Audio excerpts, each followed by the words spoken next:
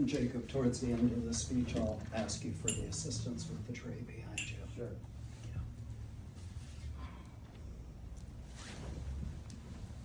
Slowly falls the light of day as our campfire fades away. Silently, each person should ask, have I done my very best? It is closing time on this chapter of my Toastmasters journey.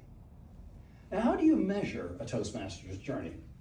Speech is given, evaluations received, table topics answered.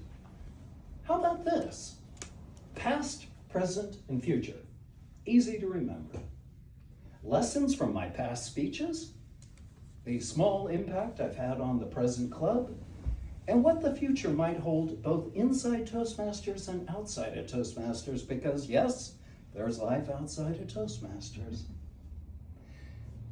Through it all, though, the common thread, I have done my best, and I will continue to do so.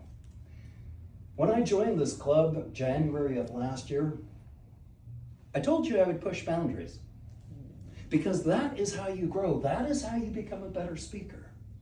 You push yourself, you challenge yourself, and you tackle the hard topics.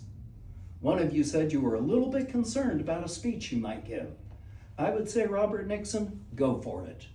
Push it. That's how you become a better speaker. And so let's look at lessons from my past speeches. 3 came to mind.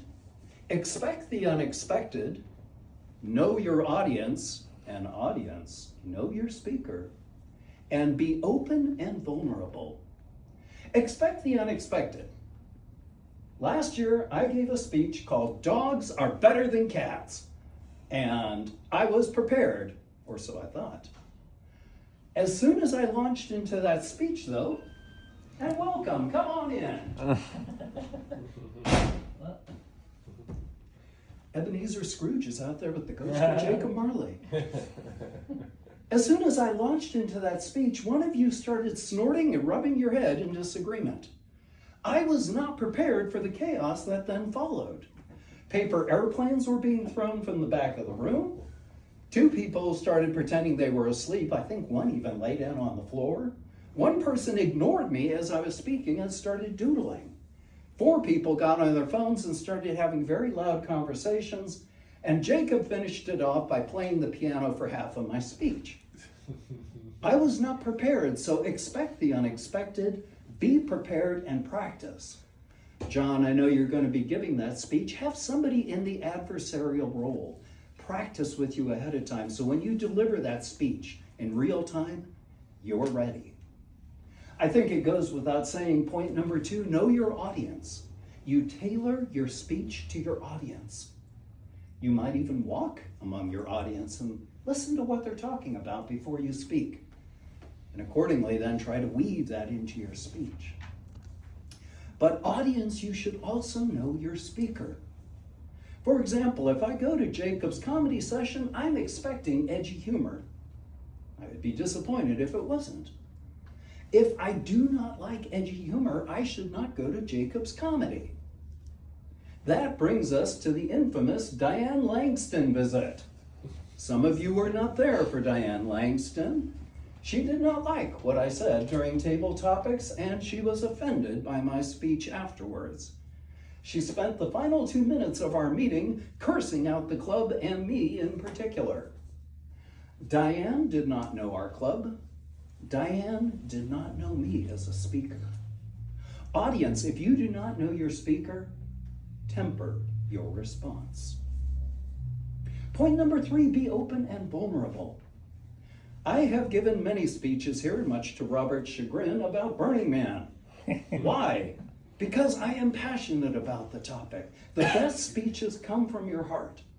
If you speak about something you are passionate about, you will enjoy the speech, and so will the audience, with the exception of Robert. Could you actually grow, though, by giving a speech about the weather? Possibly if you're a meteorologist. I would suggest the answer is probably no. Let's move to the present. Again, 3 points. 3 points and the small things I hope I've impacted in this club. First, speak. Second, focus on the one. Third, train your mind. I would rather you come up here each week and speak. If the speech isn't perfect, I still want you to come up. I would rather you speak now than wait 6 months for the speech to be perfect. You will practice and get better. Push yourself to speak. Now, if you find yourself assigned to a speaking slot and for some reason you're really not ready, feel free to bench yourself. But ask yourself, why were you not ready? And don't repeat that. Number 2, focus on the one. You are going to get a lot of feedback from your evaluator and the members of the audience. Don't try to do everything. Focus on the one piece of feedback that will make you a better speaker. And when you get that one mastered, then add another one in. But focus on the one. And the third thing that I hope I've imparted to the club in the present is to train your mind. Every experience in life is a Toastmaster speech. I kid you not. Focus on the experience and break it down into the 3 points of a speech. Deliver that experience through your speech. You can also take every experience in life and, believe it or not, tie it to a table topics. Think about the experience and how would you bring it in? What would the table topics question be? And speaking of table topics, when other people are answering the table topics, you should be silently answering that question yourself. Train your mind. Finally, let's talk about the future.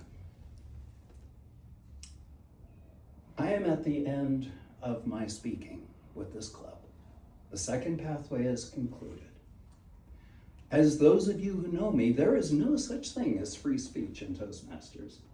If you speak, you will be evaluated. If you are evaluated, it means you are working on a pathway project. If you are working on a pathway project, you're working on a pathway, and I suspect you're aiming for a Distinguished Toastmaster. The Distinguished Toastmaster Award is the highest award given by Toastmasters. I have 2 of them. I'm very close to a 3rd one, but I do not think I have the passion or the energy to go for a 4th one. And yet, there are so many other speeches I can give. All right, folks, take your 3 middle fingers and stack them like this. Come on, up go the fingers. Next, open your mouth naturally, 2, and aim. What in the heck am I doing? This is the perfect height of a hamburger. The bun, the ingredients, the burger, the top bun. If your hamburger is bigger than 3 fingers, the ingredients are going to sploosh out the back, or you're going to do that. That's a speech, folks. The perfect hamburger. Now, can't give that in a library because no eating allowed. But I once asked a Toastmaster mentor, how do I get rid of the nervous energy in me? He said, Timothy, easy, do 50 push-ups. I did. 30 seconds before I went on stage, my arms were jelly, and I gave myself a concussion.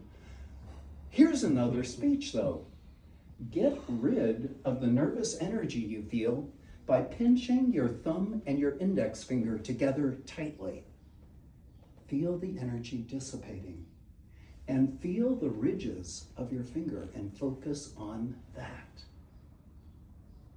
Another time I said, Toastmaster mentor, how do I calm myself down? Deep breaths, Timothy, deep breaths. I went on stage hyperventilating. How about this? A speech on breathing called One Deep Breath. Before you start to speak, take one deep breath and really smell the air that you're breathing in. What is in the air? And focus on that. So yes, I could keep speaking, but I don't know if I should. What else can I do though? Point number 2, participation in the future. Well, I can do all the non-speaking roles or non-speech roles, wordmaster, grammarian, listener, I can do all those. If it's appropriate, I can continue mentoring. But that brings me to my 3rd point. In in my future, what the hell is going on with my dog?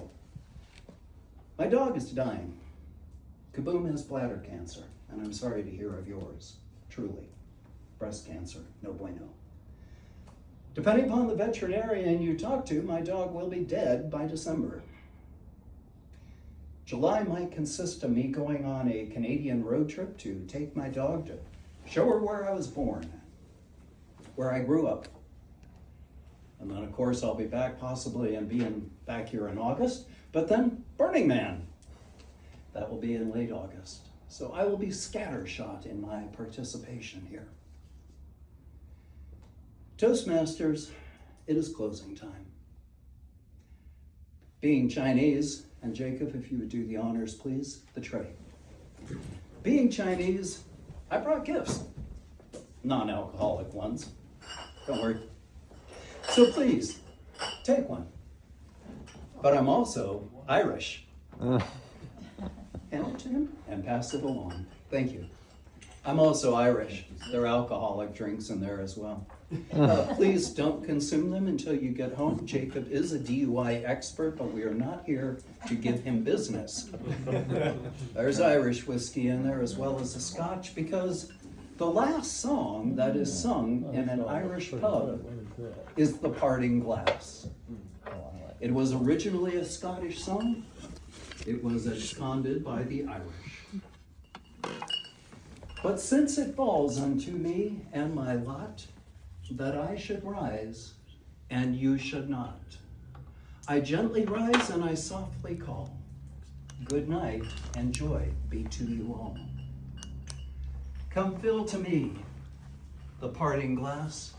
You are an amazing group. I have enjoyed my time. Come fill to me the parting glass. Good night and joy be with you all. Good night and joy be with you all.